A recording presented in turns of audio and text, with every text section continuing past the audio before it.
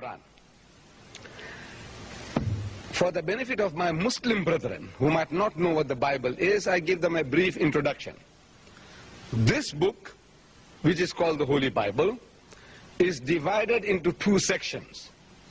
There is in this book, the major part of it is called by the Christians the Old Testament, and the smaller part at the end is called the New Testament.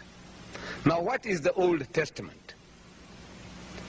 Everything that came before Jesus to the prophets and the sages is contained in the book of the Jews, the Bible of the Jews, which the Christians call it Old.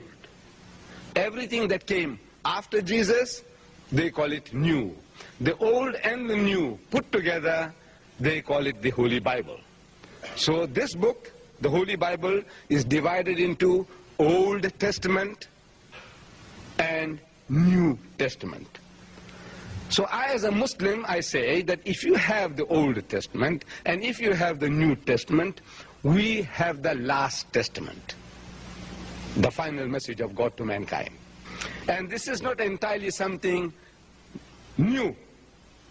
This is a continuation of the teachings of Moses and Jesus. It's a continuation. It is the same religion on a different level, which we believe a higher level. Voracious writer in the Christian Bible is St. Paul.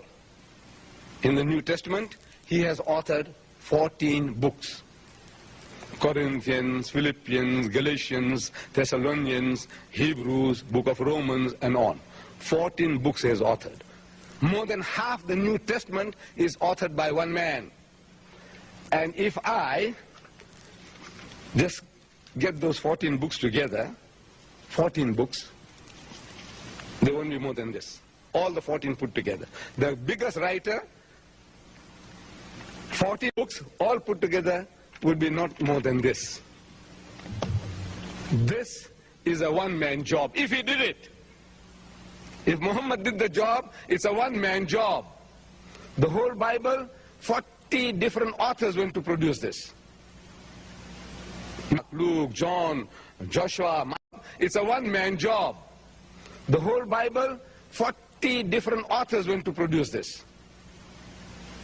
Matthew, Mark, Luke, John, Joshua, Micah, Elisha, Elijah, and on and on. 40 different persons went to formulate this book, the Christian Bible, and this one-man job.